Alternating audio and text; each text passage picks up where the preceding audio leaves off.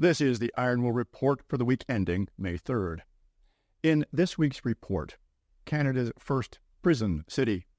The armed forces are going door to door conducting wellness checks. An independent study destroys claims that DEI hiring is good for business. A former hospital worker comes forward with damning testimony of mass murder by doctors. And an Ontario school gives out perfect marks to students for doing nothing. Also, our first fact sheet on parents' rights is now available for free download at strongandfreecanada.org. Those and 8 more stories that mainstream media won't report and our government doesn't want you to hear.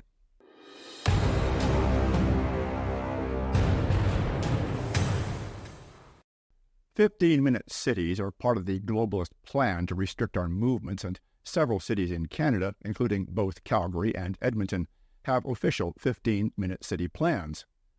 But now, a remote town in Quebec is taking the concept to its natural conclusion. Identification required to enter and leave. Ile de la Madeleine, in the Gulf of St. Lawrence, which has approximately 12,000 permanent residents, now requires that visitors to the island show a QR code as proof of identity when entering or leaving the island. Residents don't need a QR code. They need to show their driver's license to prove their identity and residency on the island. And note, it's not just to enter.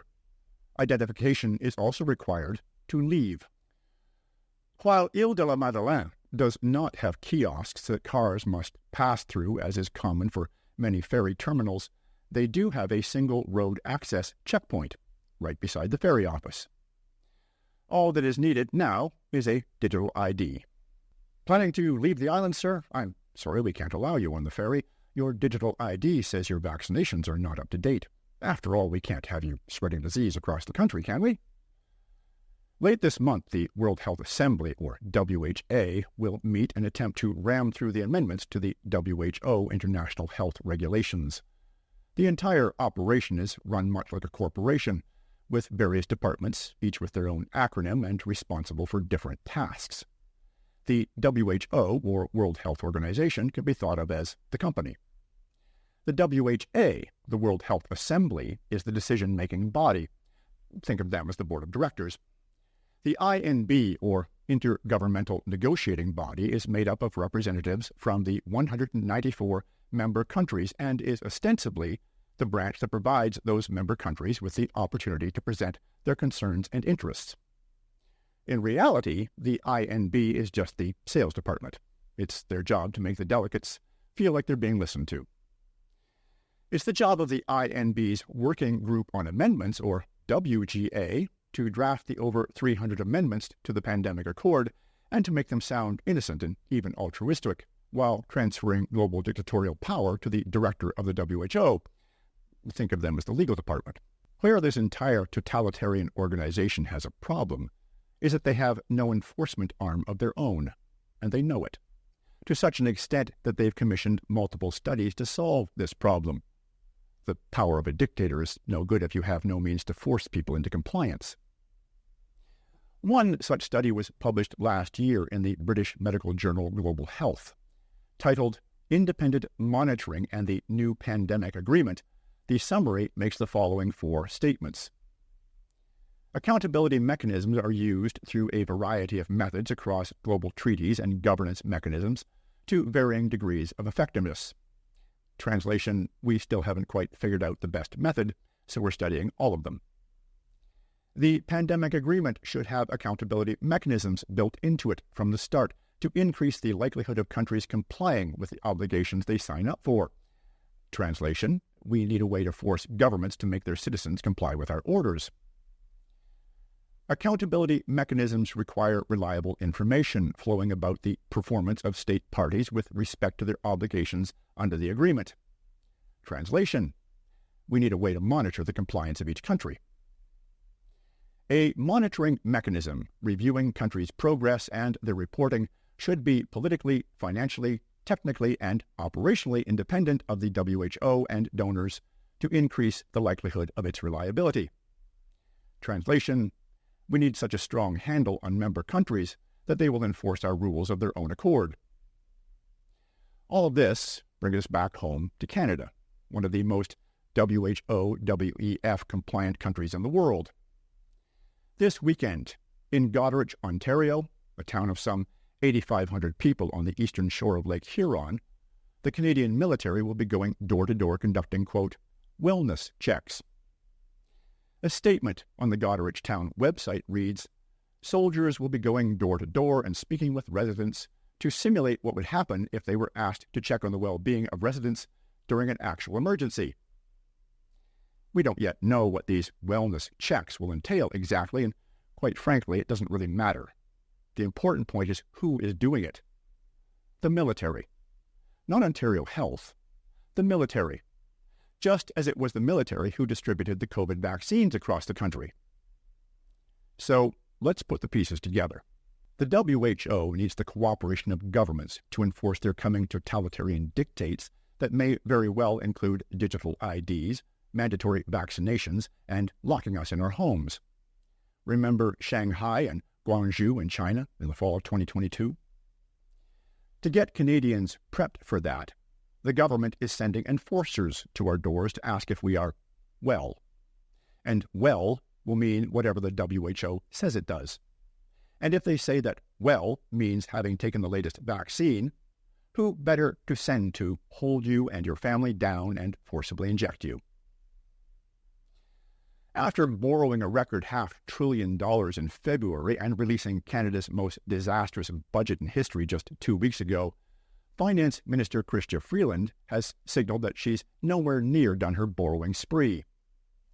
Freeland, in a notice of Ways and Means motion tabled in the Commons this week, proposed to hike Canada's debt ceiling by 16%, from $1.83 trillion to $2.13 trillion. Senator Elizabeth Marshall told the Senate National Finance Committee that Canada's national debt has doubled since Trudeau's election in 2015. The budget document, Fairness for Every Generation, forecasts that Parliament's bonded debt will eclipse a record $1.3 trillion in 2026. Debt interest charges, now the fastest-growing line item in the federal budget, will reach $65 billion annually by decade's end. According to the Canadian Taxpayers Federation Debt Clock, Canada's national debt currently stands at just over $1.2 trillion. The debt ceiling was $1.17 trillion in 2021, before Minister Freeland raised the debt ceiling then by 56%. And here we are, 3 years later, in excess of what the debt ceiling was at the time. Which means, if Freeland has raised the debt ceiling to over $2 trillion, she's planning to push our country that much further into debt. Don Kerr is a demographer who teaches at King's University College at Western University. Last week, he posted an article analyzing the most recent demographic data released by Statistics Canada. From 1991 through to 2015, the year in which Trudeau's government was first elected, the annual growth in Canada's population grew in a predictable manner at an average of roughly 320,000 persons per year. After 2015, that growth accelerated rapidly. Following a temporary dip in population growth due to a sharp drop in global travel in 2020, Canada's population growth reached just over 500,000 in 2021, close to 1 million in 2022, and then an astronomical 1.27 million persons in 2023. For several decades, Canada's population growth rate hovered at about 1% annually. But the rate has more than tripled in a few short years, up to 3.2% last year. The 2023 rate of population growth is like adding a new Saskatchewan to Canada's total population every year. As of 2023, there is not a single country in the G7 or in the OECD that has a population growth rate even close to Canada's. Population growth in the U.S., for comparison, is currently at about 0.5%. Statistics Canada now points out that Canada in 2023 is among the 20 fastest-growing countries in the world, ranked beside several very high fertility countries, largely situated in sub-Saharan Africa. Kerr draws the obvious conclusion that this growth rate will be ruinous to the country, as the job market and infrastructure, especially housing, cannot possibly keep up.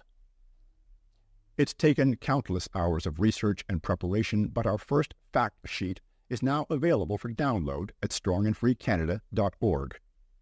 With many on the left claiming that parents don't have rights as an excuse to victimize our children with SOGI and the trans agenda being taught in our schools, we want you to be equipped with the truth, that parents in Canada do have rights under several different levels of the law, to not only be informed if your child chooses to go by a different name or pronoun, but to make decisions for your minor children. This 40-page document details laws and court cases at the international, national, and provincial levels that guarantee your rights as a parent.